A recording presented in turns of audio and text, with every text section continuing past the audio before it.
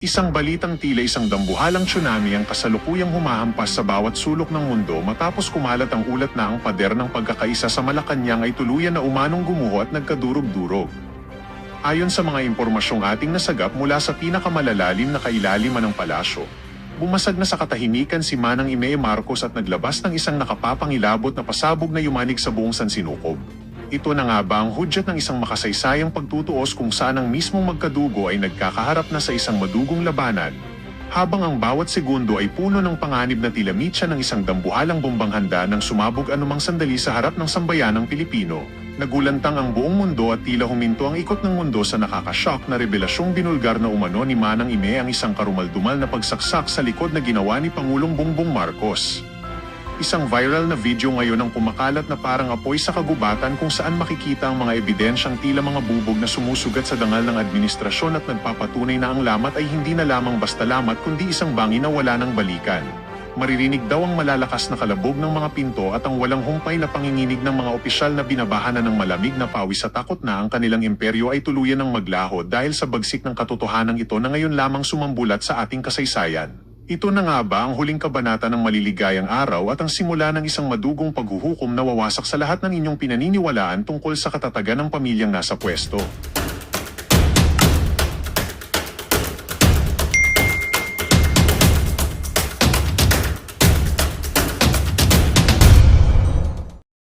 Sa ating puting ahas, kaya nga tiyatanong natin siya na gumurgur di umano ng isang sanggol sa sinapupunan na supposedly anak nila ni Alex Samiro, di ba? Kaya nga nananawagan tayo kay Alex Samiro, sana magsalita na siya, girl, di ba, Day? Magsalita ka na, Day, kung ano ba, kasi, kailangan malaman ng taong bayan kung ano yung katotohanan. But ganon pa man, kanina nagdakdak itong si Sandro Marcos sa sinasabi niya na yung expose ni it's not really expose no ni Zaldico, sabi niya, it's pure fabrication and pure lies. It's a move that reeks of desperation. It's a political ploy, and I heard they attributed it to attempts of destabilization of the government. Julul, sabi ko nga, ang bangag administration na ito nag-destabilize ng gobyerno. Hindi si Zaldico, hindi si, kasama si Zaldico dahil nung una nakipagsabuatan siya, pero ngayon, nag-amin na siya, at least sinabi niya na siya ay inutusan, ganyan-ganyan. But ganun pa man, ito pa sinabi ni Sandro, andito ako to lend anything that I know that will aid the ICI in their investigation. As I said, wala akong tinatago, so I am happy to assist them in any way, shape, or form with regards to how it went, kung anuman ang mga tinatanong nila. I have given the ICI full authority if they deem fit to release my testimony. So again, I'm happy for them to do so if they were believe that there is no information there that will jeopardize their investigation. Mga kababayan, tapos ang ginawa niya ay executive session. Unang-una, wala naman talagang kapangyarihan ang ICI para panagutin itong mga hinayupak na ito. Alam natin yan. Okay? Dahil yan ay puro kadramahan, puro kadyotahan lang ng bangag na administrasyong Marcos. And now, mga kababayan,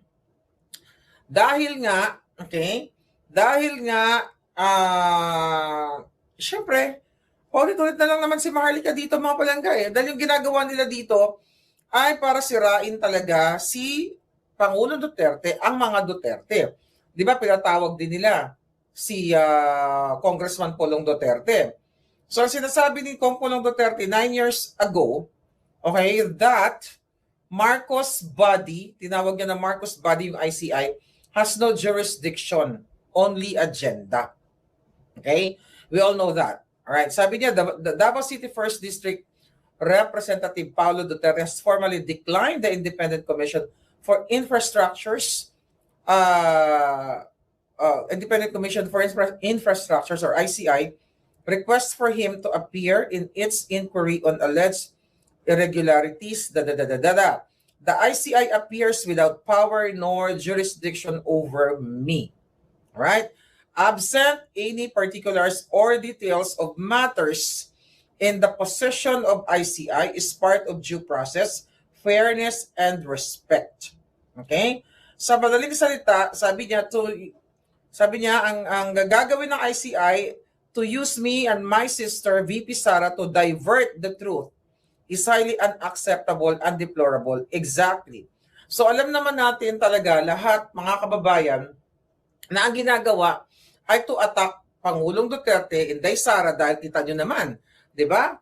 Ang trust rating ngayon ni Inday Sara ay namamayagpag. So, mga kababayan, ang question natin ngayon, okay? Alam mo, sabi ko nga, inaabangan ko tuwing umaga yung headline. Kung yung headline, Marcos Jr. bumula ang bibig dahil na-overdose sa pulburon. Or minsan inaabangan ko na lang, buong pamilya ni Marcos Jr. na-overdose sa pulburon. Yung mga ganon. Dahil hindi lang po addictus tong mga ito. Mga botomesa at botomesa pa si Bangag. According to, di ba, imagine si Dean Chase may pinost na audio ni Bangag na, sabi niya, I don't think I can take it. It's too big. The boto is too big. Remember that? Okay, dahil alam ko excited na kayo. Actually, ang pag-usapan natin, iba-ibang pangyayari sa politika, pero unahin na natin itong bottom-bottom na ito. Nabanggit ko na to sa inyo. Meron ba dito mga kaedad ni Bangag?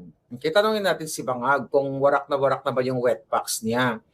Kasi, according to our source, mga kababayan, nung panahon ni Marcos Sr., talagang ugali na ng mga Bangag na ito, ng pamilyang ito, na gamitin ang power, gamitin ang pera ng bayan para mag-addict sila or magpabuli si Bangag.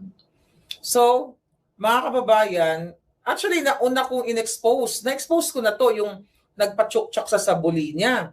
Bago si Dean, Palangga, Dean Chase, I love you Palangga. Talagang dalawa tayo, magkarugtong yung puso natin, Dean Chase. Magkarugtong ang ating puso sa pakikipaglaban. Kasi imagine mo, nung inalabas ko yung issue na ito na nagpabuli si Bangag, according to our source, iniimbitahan niya, kunyari nagpapatrain siya sa basketball dito sa, matanda na rin ito. At ang clue nito, pumasok rin ito sa politika. Walaan niyo kung sino. Pumasok rin sa politika at pinapaimbita sa Malacanang, kunyari tinuturuan si Bangag, yung pala tinuturo kay Bangag ay wasayin yung kanyang buli. Alam mo yung wasay, yung palakol, 'di ba? Ano ba yung shape ng palakol? Anong shape ng palakol? 'Di ba ganyan? So doon, ng mga panahong yaon, mga kababayan, talagang kadiri itong Bangag na hindi lang addictus, botomesa pa. 'Di ba?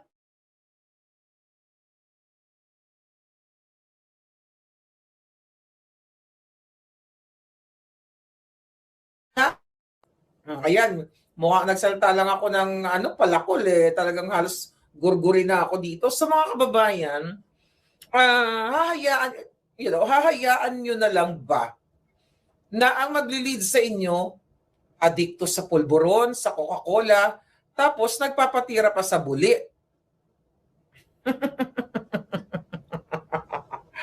Ay, ambot sa pakabuhi naton mga Bangag. Mga Bangag talaga yung nagpapatakbo sa bayan natin. So yun lang naman, nakarating sa atin.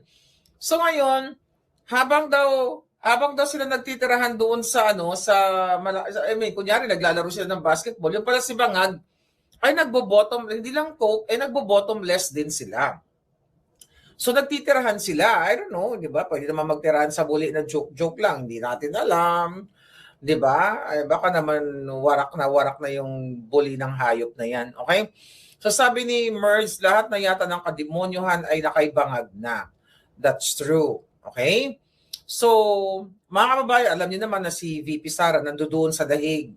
Kasama kapiling ang kanyang papa. Diba? Doon yung kanyang suporta talaga. At marami na rin binatawang statement si Inday Sara laban sa mga Bangag na talagang ayaw siyang tigilan ng Bangag administration na ito.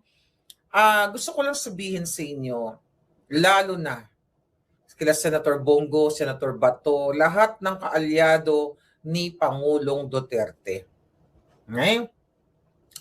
Lahat ng kaalyado niya, kung gusto nyo talaga mabago ang Pilipinas, kasi di ba gano'n naman yung ating nais na mabago ang Pilipinas. At naniniwala tayo noong panganahon ni PRRD at hindi nga naman naging 100% zero corruption, even makapagpalit, alam mo actually, even na mapalitan ang, sabi ni KHD Silva, nakatibak ba si Bangag or nakapanty? I don't know. So going back, even na mapalitan pa ang administrasyon ni Bangag, let's say kunyari mamatay siya ngayong araw na to, actually kawawa si Inday Sara. Dahil sasaluin ni Inday Sara ang lahat ng kadyutahan o yung mga pinagnanakaw ng mga bangag. Okay? So kawawa talaga siya. Pero at least hindi bangag yung namumuno. Di ba? So ngayon, mga kababayan, hindi aalis si Marcos Jr. Panawagan ko sa mga kaalyado niya, lahat kayo na nagmamahal kay PRRD, kayong mga general, kayong mga polis, lahat kayo o mga politiko na may kapangyarihan ngayon, you have to act now. You have to do something. Okay? Kasi, nag-usap kami ni Zaldi ko sa panaginip ko. Okay, I will tell you, nag-usap kami ni Zaldi ko na naginip kasi ako, mga kababayan. Okay? Nanaginip ako, tapos nakita ko sa panaginip ko, BFF na kami ni Zaldi ko. Alright? So ngayon, ang sabi niya sa akin, i-share ko to sa inyo, ang sabi sa akin ni Zaldi ko, sa panaginip ko, sabi niya, Marlica, sabihin mo kay Inday Sara, okay, na kailangan pigilan niya ang kabangagan, ang pagigipit ng mga bangag dahil hindi siya pauupuin kahit sa 2028. Kapag nag-survive si Bangag sa 2028, sabi ni Zaldi ko sa panaginip ko, malabong matatanggal natin siya. Kasi yun talaga ang plano nila ni Romualdez. At sa panaginip ko, sinabi ni Zaldi ko, right? Kaya sa panaginip ko, ang sabi ko kay Zaldi ko, nasaan ka? Nasa Portugal ka ba? Hindi, wala ako doon, Miss Maharlika. Nasa Paris ka ba? Wala rin ako doon. Kaya doon sa panaginip ko, sinabi niya na wala siya sa Europa. Di ba? Talaga yung panaginip ko, pumapasok talaga silang lahat. Okay? Hindi, pero seryoso ako. You have to take this seriously. Alam niyo naman, lahat ng mga pinasabog natin dito ay naging totoo. So sa panaginip ko, even yung ibang pinasabog natin, galing yun sa panaginip. Yung talagang pasimuno, okay? Yung pasimuno para kidnapin si Pangulong Duterte. Talagang si Bangag, si Romualdez, yung pamilya niyan ang nagplano. Kasi tama talaga yung sinabi ko sa inyo na tatanggalin ang mga Duterte sa political spectrum. Kaya makinig kayo, Day, Inday Sara. Ito, panaginip ko to, Day, ha? Makinig kayo sa lahat ng nagmamahal sa bayan. Magiging Marcos 2.0. Kaya pala dito sa Los Angeles, meron ko inatinanong bangag-bangag pa ako, no? Mga bangag supporter pa ako. Dito lang yung mga naging kaibigan ko. Pero syempre, buisit na sila sa akin ngayon dahil nga minumura ko na yung putang inang botomesa na si Bangag Jr. Kaya pala, kung babalikan nyo yung aking mga pictures nung nakaraan, although tinake down na ng mga bagag yung Maharlika na may and to Facebook na more than 1 million subscribers. So, ang nangyari doon, ang kanilang karatula, Marcos 2.0. Hindi ko na-realize siya noon. Akala ko lang, Marcos 2.0 as president. Pero ang plano nila, sabi ni Zaldi ko sa panaginip ko, Marcos 2.0. Sabi sa akin, Marlica, you have to tell to your viewers na Marcos 2.0 is hindi sila aalis sa pwesto. Tagayahin nila ang tatay nila, i-impeach si Inday Sara, itatry pa rin nila, then babaguhin pa rin nila, magta-charter change pa rin sila bago mag-2028. Yan ang sabi ng panaginip ko. Kaya kayong mga abogado, kayong magagaling, kayong may power, kayong may pera, na ngayon pa lang, okay, kailangan ninyong lumabas at magsabi kung ano talaga ang stand nyo. There's no time for you guys na maglaro-laro. Kaya nga, di ba, sabi ko, Senator Bongo, sabi din sa panaginip ko, tutugisin ka. Di ba, si Senator Bato, tinutugis sila. Ikaw, Senator Bongo. Lahat tayo, di mo si Kiko Barzaga. Di ba? Lahat tayo. Ang number one nila, ako ang tinugis dahil ako yung mouthpiece ng taong bayan. Ako yung tagangak-ngak ng mga panaginip at ng mga sinasabi ng puting ahas. Di ba? So, kailangan yung kumilos. Hindi ako nagbibiro dito. Hindi ko isasangkalan ng alindog ko kahit sa panaginip ko kung hindi magiging totoo itong mga panaginip ko. Imagine mo, sabi ko nga, si Saldi ko po, kinasuhan ako. Pero hindi ako nagalit yan. Hindi ako nagalit sa kanya personal kasi sabi ko, hindi ko naman siya kilala eh. Ang kinagagalit ko lang sa kanya noon na yung mga illegal na ginagawa niya, which is, yun nga, nakipagsabuatan siya kay Bangag. But since nagsalita na siya, okay, then kailangan magsalita na siya ng tuloy-tuloy na. Actually, to be honest with you, doon sa panaginip ko, kasi sinabi ko kay Saldi ko, naawa ako sa kanya. Mali eh. Mali kasi yung pinasok niya eh. May mga anak kasi siya eh. Siyempre, nanay din ako. Halos kaedad ko yung asawa niya. Okay? Magkaedad kami nung kanyang asawa. Di ba? So, doon sa panaginip ko, sinabi ko, naawa ako sa inyo. Hindi ako nagagalit sa inyo kahit kinasuhan ninyo ko, ganyan-ganyan. Pero naawa ako doon sa mga bata kasi wala silang peace of mind. At least ako may peace of mind ako, mga pakungpalangga. Kasi I can go anywhere. Pwede ko mag-shopping, mag-enjoy, mag-coffee, mag-party, mag-swimming, kung saan na gusto ko, di ba? Pero look at Zaldi ko. Kaya sinabi ko yun sa kanya, sa panaginip ko. Kasi ko naawa ako sa iyo kasi nagkamali ka ng inaniban. Pero hindi ko rin siya masisisi kasi hawak ka sa liig. Di ba? Marahil kung si Zaldi ko ay hindi pumayag sa mga gusto ng mga bangag, ay baka sinira na siya noon pa. So, kumbaga hostage siya, wala siyang choice.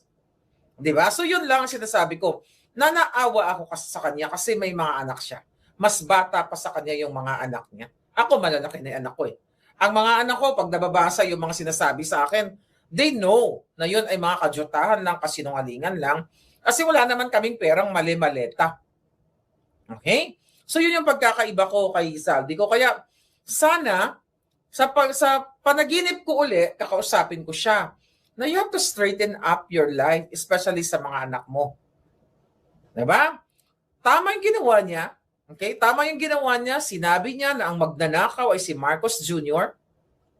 Ang magnanakaw ay si Sandro Marcos. Yung insertions, maleta, alam nyo na yan. Diba? Itodo niya ng lahat at i-redeem niya yung sarili niya. Yeah? Kung ano man yung nakuha niya, isoli niya. Sabi ko nga, panatilihin niya na lang kung anong meron siya. But again, hindi siya magiging absuelto dito. Kaya sa susunod kong panaginip, Saldi ko, okay, makipag-cooperate ka na lang. Not sa mga bangag. Okay? I challenge you. Mag-VPN ka, mag-interview tayo. I-boost mo lahat. Sabi ko, wala akong galit sa'yo na eh. Di ba? Wala na akong galit doon sa ginawa mo kasi kumbaga na-redeem mo na nung in-expose mo ang mga bangag. So, hindi ikaw ang pinakautak ng pagnanakaw, kundi ikaw ay ginamit nila. At para kang trapo, para kang basahan na after kanilang napakinabangan, tinapon ka na. Okay? Speaking of that, okay, sabi ni Rukit, nagari-arian na sila sa Pilipinas kasali na ang mga Rimulya. Sinabi din yan ni Saldi ko sa akin sa panaginip ko. Sinabi ni Saldi ko, na pinangako daw ni Rimulya, yung dalawang Rimulya na yan, na ilagay siya ni Bangag dyan sa ombudsman at tatapusin niya si Inday Sara. Illegal man yan, ano magawin yan, tatapusin si Inday. Di ba sinabi ko na yan sa inyo? Pero sinabi yan ni Zaldi ko, kinonfirm yan ni Saldi ko sa akin sa panaginip ko. Sabi ko, padasal nyo, managinip ulit tayo. Di ba? Nilimas na talaga yung pera. Nilimas na nila ang pera ng bayan. Kaya ngayon, mukha na nga, alam mo sa totoo lang, nakakaawa talaga mga Pilipino, nakakaawa kayo. Na ganyan yung presidente nyo, nagbubotomesa na, adik na, pero wala pa rin kayong ginagawa. Kailan kayo, kailan kayo kikilos? At by the way, sinabi pala ni Zaldico sa akin, sa panaginip ko, tapos yung panaginip namin para kaming nasa Thailand yung location. Malay mo, nandun si Zaldico. Pero wala siya sa Europa. Wala sa dyan. Okay? Wala sa dyan sa Portugal. Sa panaginip ko, malay mo. Diba? Sabi ko sa'yo, alam ko actually kung nasan si Zaldico. Pero hindi ko sasabihin. Diba? May Intel Fund, yung mga jutang genimes na yan. Bakit hindi magawa? Bakit speculation lang ang ginagawa ni Rimulya? Okay? Bakit? Ngayon, makinig kayo. Kaya mag-abang kayo dito sa mga susunod na panaginip ko. Kasi sabi ko kay Zaldico doon sa panaginip ko, lagi kang pumasok sa panaginip ko para mahaba-haba yung tulog ko.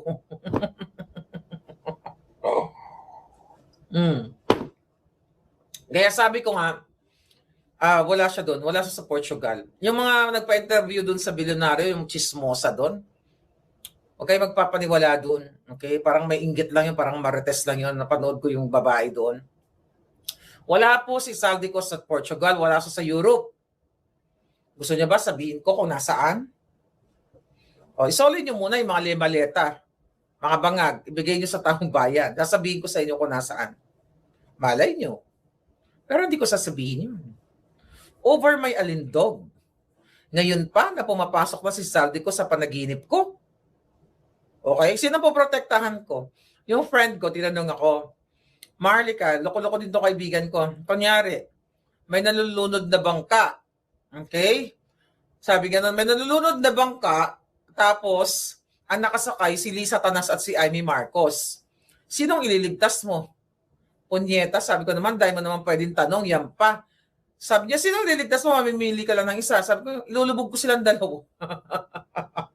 Sabi ko, ilulubog ko yung dalawang Judas. Tapos sabi niya, kung si Zaldico at saka si Bangag. Sabi niya, kung si Zaldico na nalulunod at si Bangag, kasi kinasuhan ka ni Zaldico. Sabi niya, si Bangag, hindi ka kinasuhan pero gumamit ng proxy. Sinong ililigtas mo? Sabi ko, ililigtas ko si Zaldico. Okay? Ililigtas ko si Zaldico, ilulubog natin si Bangag. Kasi yung kaso ko kay Zaldico, hinaharap ko naman yan Okay? No, ililigtas ko si Zaldico. Pag si Bangag tsaka si Zaldico, ililigtas ko siya. Bakit? Marami pa siyang pwedeng i-release. Di ba? Marami pa siyang pwedeng i-release. Katulad ng ginagawa dyan sa mga mag-asawang Diskaya. Tatanungin niyo ako, sinong ililigtas ko? Si Diskaya mag-asawa o yung mga hayop dyan sa Kongreso? Ililigtas ko yung Diskaya kasi hindi sila yung pinakamagnanakaw Di ba? Ang ilulubog natin, katulad niyan si Garjola, di ba? Sino pa yung mga dyan? Momo, lahat yung mga in-expose ko sa inyo.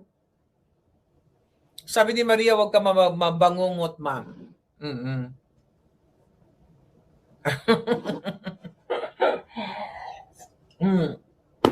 Yeah, pumasok siya. Basta doon sa mga ni Pangulong Duterte, yun ang sabi sa akin. At another pa, naalala ko pa yung panaginip ko. Siyempre, yung panaginip, dapat alalahanin mo. Si Trillanes talaga kasabwat ni Bangag. Okay?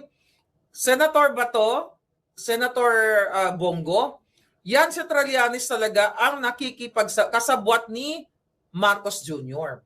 At yan ang alamin nyo, na si Trillanes ay mayroong ginagamit, okay, na pass. Di ba? Meron yan. Sinabi doon sa panaginip ko, mga kababayan, ito okay? Panaginip to okay, panaginip.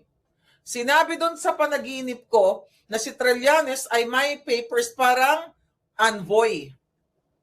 Katulad ng ginawa kay, sino yon? Si Michael Ma. Di ba si Michael Ma, special envoy to China, pero walang black and white. Si Trillanes pag nagta-travel, ayon sa panaginip ko, ay binibigyan ng may hawak siyang papeles, I don't know, envoy ba yun? Na parang part siya ng government, pero undeclared. Para magawa niya yung inuutos ni Satanas at ni Bangag. Okay? Di ba? So yan. So yan ang alamin ninyo, mga abogado dyan. Hanapin nyo yan. Tignan ninyo yung mga travel history ni Trillanes kasi yan yung sinasabi sa panaginip ko eh. Yung mga puting ahas ko, di ba? Pumapasok na sa panaginip ko. Sabi ni Rukit, magaling mag-twist ang DOJ. Kaya wag magpabangag mga Pilipino, lalo na sa mga tao madali ma-impress sa English. Correct. Okay? Ngayon, si Ko made a pact with the devil, buti ko mawala na siya, sabi ni Sin. Excuse me, 97. Exactly, like ako. Nagsuporta pala ako sa mga demonyo. Buti na lang kung mawala ako, mga kababayan. Yeah? So yun yan. Then another